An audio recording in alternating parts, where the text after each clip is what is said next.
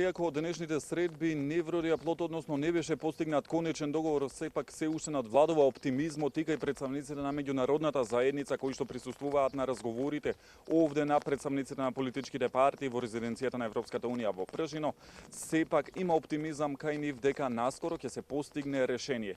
Денеска преговорите започнаа предпладне околу 11 часот, по повеќе часа разговори и една пауза. Договор не беше постигнат, единствено изјава по завршувањето даде американскиот амбасадор во земјава Джез Бейли. Имавме конструктивен разговор, многу разговаравме за сензитивни теми и тоа се со цел за да се постигне договор и за Македонија да може да продолжи напред, изјави Бейли по завршувањето на средбата овде во резиденцијата на Европската унија во Пржино. Тој беше единствениот кој што даде изјава и покрај тоа што не беше постигнат договор, рече дека е оптимист дека наскоро партиите ќе приближат ставовите околу единственото отворено прашање на маса и ќе се договорат за тоа. Да ја слушнеме од изјавата на Бейли дадена по завршувањето на средбата.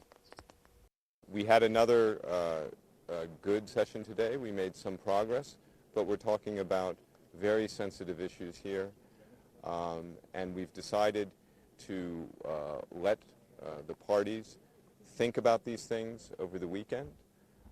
We will continue discussions next week. I remain optimistic that if there is political will, that these issues can resolve and Macedonia can move forward. That is what both my EU colleague, Ambassador Orab, and I, and all of our institutions want to see, and we remain optimistic that that can still happen.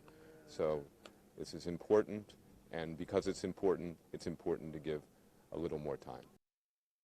Ова беше изјавата на Бейли дадена по завршувањето на средбата, како што слушнавме, кажа дека викендов ќе имаат простор партиите да размислат околу оние предлози кои што се оставени на маса. Иако официјално нема потврда кој единственото прашање кое што останува отворено помеѓу претставниците на политичките партии, од она што го имаме како спекулации овие 2 дена е дека се работи за ингеренциите на министерот за внатрешни работи, СДСМ бара тој да ги има истите надлежности како и пред усвојувањето на измените на законот за внатрешни работи.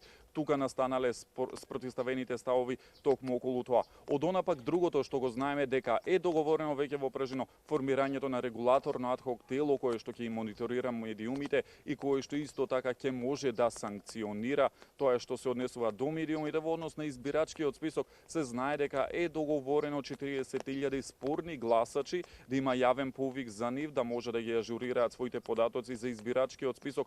Доколку не го тоа ќе бидат избришани од избирачкиот список. 170.000 гласачи од диаспората ќе бидат ставени во посебен извод на избирачкиот список. Во однос на исто така на медиумите договорено е значи да важат изборните правила 100 наместо 60 дена и исто така неофицијално како што се шпекулира е и дека е договорено опозицијата да предложи главен и одговорен уредник на македонската радио-телевизија. Тоа на што се знае дека неофицијално е договорено преодната влада да има мандат од 100 дена пред одржувањето на изборите. Во однос на партиите, значи денеска председателот на ВМРО ДПМН Никола Груевски единствено кажа дека очекува наскоро да се најде решение, да се постигне договор за да се излезе од политичката криза. Можеме да ја слушнеме овде изјавата од Груевски. Разговорите се во тек и секако дека луѓето што учествуваат во тоа ќе дадат прецизни информации за јавноста. За текот на разговорите, сите сме со надеж дека ќе се најде некое решение и дека ќе се постигне договор, затоа што тоа е добро за сите граѓани. Ова беше изјавата дадена од страна на председателот на ВМРО ДПМН Никола Груевски. Преговорите продолжуваат, значи како што кажа Бейли, веќе од понеделник партиите, повторно претставници на партиите ќе седнат на заедничка маса овде во Пржино во обид да се реши единственото отворено прашање.